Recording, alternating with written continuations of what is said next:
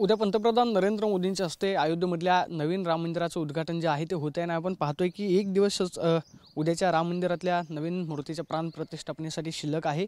नवीन मंदिराला आकर्षक अशी फुलांची सजावट जी आहे ती करण्यात आलेली आहे। आपण पाहतोय की सगळ्या कामगारांना मंदिर परिसरातून बाहेर नेण्यात आलेलं आहे आणि 24 तासाची पंतप्रधान नरेंद्र मोदी यांच्या सुरक्षेच्या कारणास्तव संपूर्ण मंदिर परिसर जो आहे तो आर्मीनं आपण पाहतोय की ताब्यामध्ये घेतलेला आहे आणि आपण पाहतोय की एनएच जे असतील त्याचबरोबर पंतप्रधान नरेंद्र मोदी यांच्या कार्यालयातले अधिकारी जे असतील आपल्याला मंदिरामध्ये पाहायला मिळतात।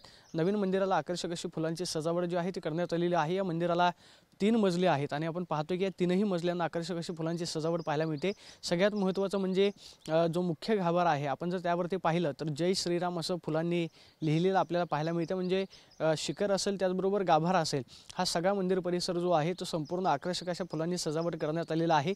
रात्रीच्या वेळेला सुद्धा विद्युत रोषणाई जी आहे त्या मंदिरावरती करण्यात आलेली होती।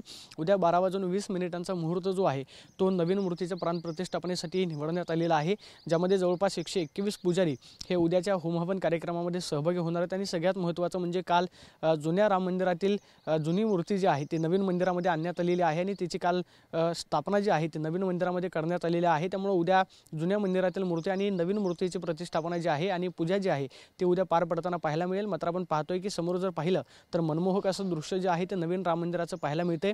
समोर जर आपण नजर टाकली तर मंदिर परिसरामध्येच उद्याच्या कार्यक्रमाची तयारी जी आहे ती केली जाते।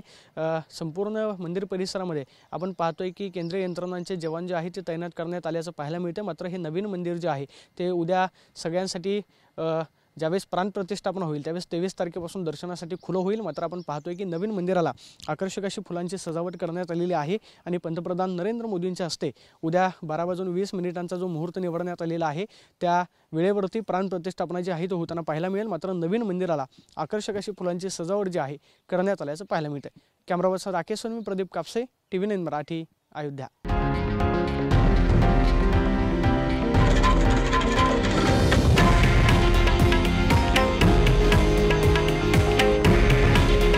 हे आहे देशातील नंबर 1 न्यूज नेटवर्क आणि आपण पाहत आहात TV9 मराठी। काळजी तुमची, हित महाराष्ट्राचं।